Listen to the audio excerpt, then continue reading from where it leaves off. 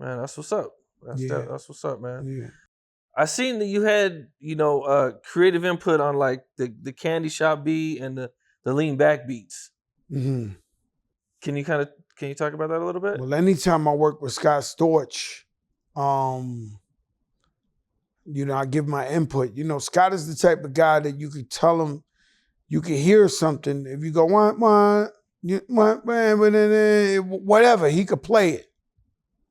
So, whenever I collaborate with him, whether it's Get It Pop and Lean Back or Make It Rain and Candy Shop, we made it for me. And then when I left the studio, 50 Cent just so happened to go in there. So Scott called me like 20, 30 times and was like, yo, you sure you don't want this beat? You sure? I was like, nah, he can have it. He can have it. We didn't have beef at the time. So I was like, nah, he can have it, no problem. This, that. He could run with it. At the time, I was in such, in so much of a run. Like every record I was throwing out was going number one. And so you get confidence is almost could backfire on you too. So, at that time, everything I dropped was going number one. So I thought like, yo, so what if that's a hit? I make another hit, and then until one day you can't come up with them hits like you come up with them hits. Happens to the great. This is why Drake is so phenomenal. He's had so much of a run and would hit, different styles like this. It's never been heard of. You could be on a run and then calm down. And then the hardest thing to do in hip hop is to gain that same momentum, to come back from being cold and getting on fire. It's almost impossible. I've been able to do that. Thank God. Yeah, Drake's that's crazy. Not too many people get a second run. He's on his first run still. Right. He never dropped he's never had a fucking regular moment. He's been winning since he was out, since his birth. It's unheard of. Yeah, for sure. I seen that Eminem had tried to give you his demo quite a few times. Yeah. M's a good brother. I love Eminem. And one night I was having dinner with him and he was just like, yo, I gave you my demo 6 times? And you must have been frisbeeing my shit. You ain't listened this, that. I was like, you gave me your what? He was like, yo, I gave you my demo. How can I be down over here? Like, he knew the places. He was like, yo. I felt real dumb when he told me that because, Eminem, one of the greatest. He's one of the GOATs of all GOATs. And it's one of my most proudest because, Eminem don't bother nobody. He stay in Detroit. He don't get in your business. You don't see him in nothing. And the fact that, I'm really, really family with the man and the man always comes through for me, is major, is really, really a blessing. How'd you meet him? I met Eminem once again at the Lyricist Lounge where I met Biggie. He was performing with these dudes from Jersey. They was called the Outsiders. And here's the skinny little white boy. And he with like 5 black dudes with dreadlocks and all that. And he's rapping his ass off and he's going so crazy that, they hold it. He's so skinny and small that he would just fall off the stage, but they're holding him by the back of his shirt, like, so he don't fall off. And he's going, same Eminem, he's going crazy. And so you knew he was a star. From the minute you saw him, you was like, oh, this kid, dead nice. How did it affect your guys' relationship when you I'll get back to that. I also have pictures of when I went to promo tour to Detroit, to the record shops, where Eminem in the background before he was Eminem. And we look back at the pictures with Steve Lobel, and he's in the back, like Eminem was there. Oh shit. Yeah, Damn. it's crazy.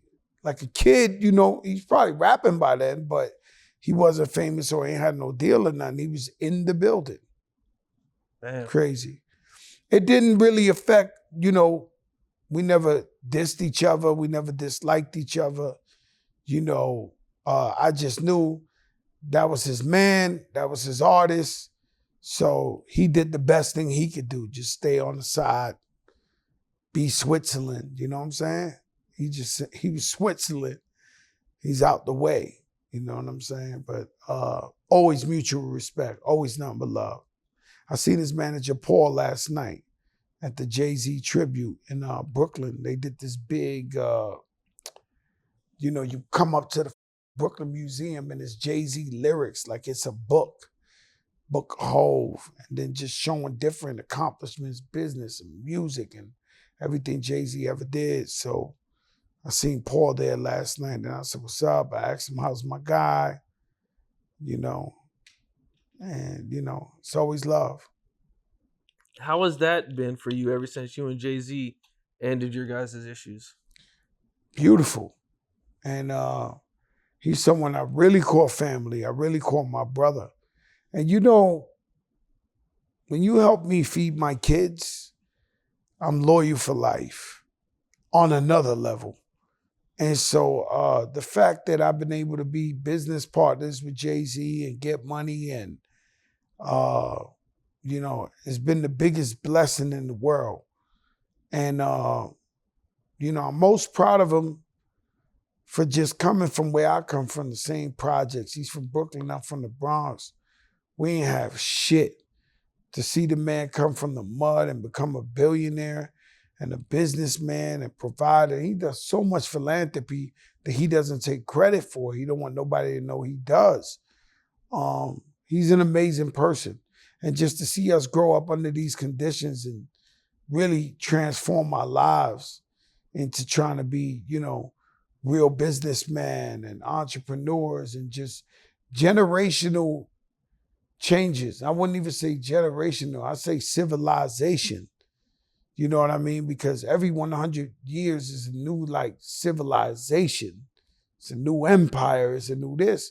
So for this time, there was a guy who was born dirt poor, who grew up in the projects, who had to sell drugs, single parent house, who somehow became a multiple billionaire. That's incredible. It's crazy. Absolutely. In this civilization. That means in 100 years from now, they'll be talking about that man. That's crazy. Yeah. It seems like some of your best relationships are with guys you had issues with. What happens is, you learn to respect people through war. You learn to respect. Like they know, one thing those two guys know is I don't back down. Like they know 100% he's all systems go. He tried me. You know what I'm saying? And that so they respect me because they did it to other guys and other guys folded. Other guys ain't want it. Other guys didn't go. Other guys wasn't who they said they was. Other guys this. So when they do it to me, they're like, oh no, he's the real deal. He's all systems go. And so once we were able to overlook nonsense, because at the end of the day, both my problems with them wasn't about shit. You understand? And so when we overlook that, respect each other. Because you respect, somebody you went to war with that, held their ground. What's up? This is Cam Capone. We got more content like this coming soon. So hit that like button, subscribe, and stay locked in to Cam Capone News.